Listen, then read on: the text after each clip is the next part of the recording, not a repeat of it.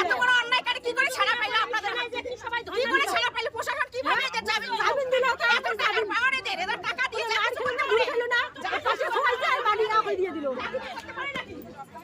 পাশে কইতে পারে ওরা সব দেয় এত বড় একটা ঘটনা করলো আমার গরিব বেশি টাকা হতে পাই না কিন্তু আমার বিচার নাই।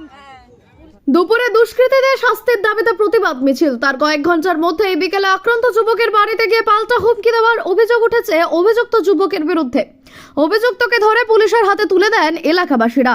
উত্তেজনার মধ্যে ভাঙচুর চালানো হয় অভিযুক্তের বাইক। রবিবার বিকেলে ঘটনাটি ঘটেছে কোচবিহারের দিনহাটা থানার অন্তর্গত পুটিমারি 1 নম্বর গ্রাম পঞ্চায়েতের এলাকার কারিশাল গ্রামে। স্থানীয় সূত্রে জানা যায়, প্রায় 1 মাস আগে কারিশাল গ্রামে স্থানীয় যুবক দেলোয়ার হোসেন সহ তার ভাইরা মিলিতভাবে ওই এলাকার তৌহিদ রাব্বানির ওপর প্রাণঘাতী হামলা চালায়। গুরুতর অবস্থায় তাকে প্রথমে দিনহাটা মহকুমা হাসপাতালে ভর্তি করা হয়। পরে শারীরিক অবস্থার অবনতি হওয়ায় কোচবিহার হাসপাতাল হয়ে শিলিগুড়িতে স্থানান্তরিত করা হয়। পরিবারের দাবি, এখনো তিনি পুরোপুরি সুস্থ হয়ে ওঠেননি।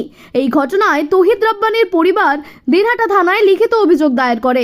পুলিশি তদন্তে অভিযুক্ত সাবু মিয়াকে গ্রেপ্তার করা হলেও বাকি দুজন আদালত থেকে জামিন পেয়ে মুক্ত থাকেন। অভিযুক্তদের জামিনে মুক্তির পর থেকেই গ্রামে নিরাপত্তা নিয়ে আতঙ্ক ছড়ায়। এই পরিস্থিতিতে রবিবার দুপুরে দোষীদের দৃষ্টান্তমূলক শাস্তির দাবিতে এবং অভিযুক্তদের গ্রামে প্রবেশে বাধা দিতে ঝাঁটা ও লাঠি হাতে বিক্ষোভ মিছিল করেন এলাকার মহিলারা। সেই প্রতিবাদের কয়েক ঘন্টার মধ্যে বিকেলে অভিযুক্ত দেলোয়ার হোসেন আক্রান্ত যুবক তৌহিদ রাব্বানির বাড়িতে এসে হুমকি দেন বলে অভিযোগ ওঠে। ঘটনায় ক্ষুব্ধ হয়ে স্থানীয় মহিলারা অভিযুক্ত দেলোয়ার হোসেনকে আটক করে পুলিশে খবর দেন। উত্তেজনার মধ্যে অভিযুক্তকে মারধর করা হয় এবং তার বাইকও ভাঙচুর চালানো হয়। পরে পুলিশ ঘটনাস্থলে পৌঁছে পরিস্থিতি নিয়ন্ত্রণে আনে। অভিযুক্তকে অ্যাম্বুলেন্সে করে হাসপাতালে পাঠানো হয় এবং ভাঙচুর হওয়া বাইকটি উদ্ধার করে থানায় নিয়ে যায় পুলিশ। এই প্রসঙ্গে আক্রান্ত যুবকের বোন সাহিদা খাতুন বলেন, আমরা দুপুরে দুষ্কৃতীদের শাস্তির দাবিতে ঝাঁটা হাতে প্রতিবাদ করেছিলাম। তার কয়েক ঘন্টার মধ্যেই অভিযুক্ত আমাদের বাড়িতে এসে হুমকি দেয়, তাই আমরা মহিলারাই ওকে আটক করে পুলিশের হাতে তুলে দিই। যদিও অভিযুক্ত দেলোয়ার হোসেন অভিযোগ অস্বীকার করে বলেন, আমি আমার বাড়িতে যাচ্ছিলাম, সেখান থেকেই আমাকে তুলে নিয়ে আসা হয়েছে, আমি ওদের বাড়িতে যাইনি। ঘটনাকে কেন্দ্র করে গোটা কারিশাল গ্রামে চরম উত্তেজনা ছড়িয়েছে। এলাকাবাসীদের দাবি, অভিযুক্তদের দ্রুত শাস্তির ব্যবস্থা করা হোক। 21শে নভেম্বর না কত হলো 21শে নভেম্বর আমার ভাইকে ওরা মারার চেষ্টা করছিল। মারার চেষ্টা বলতে একটা মেরেই ফেলেছে, মানে 2 জন মহিলা দেখছে, নাইলে তো না দেখলে তো মেরেই ফেলতো। তারপর ধরাধরি করে নিয়ে হাসপাতালে নিয়ে গেছে, হাসপাতালে তো নেয়ই নাই।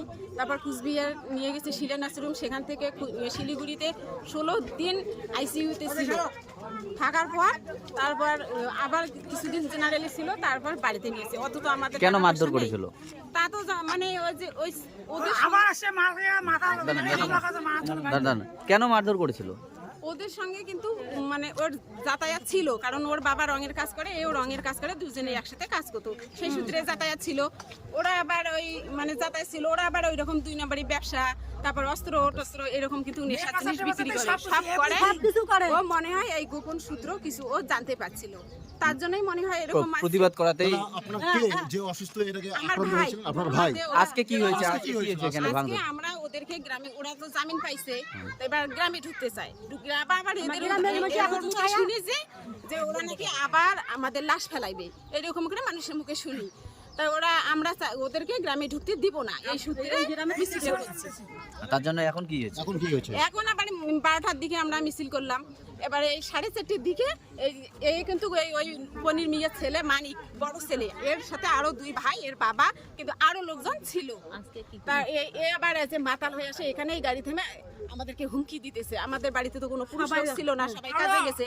আমরা মহিলা কয়েকজন, বয়স্ক মা আবার আসিয়া ছেড়ে দিতে, মানে ওই যে 2 জন পলাতক তারে ভাই এনি আসে হুমকি দিচ্ছিল আপনাদের, আপনি ধরে আপনাকে পুলিশে দিলেন।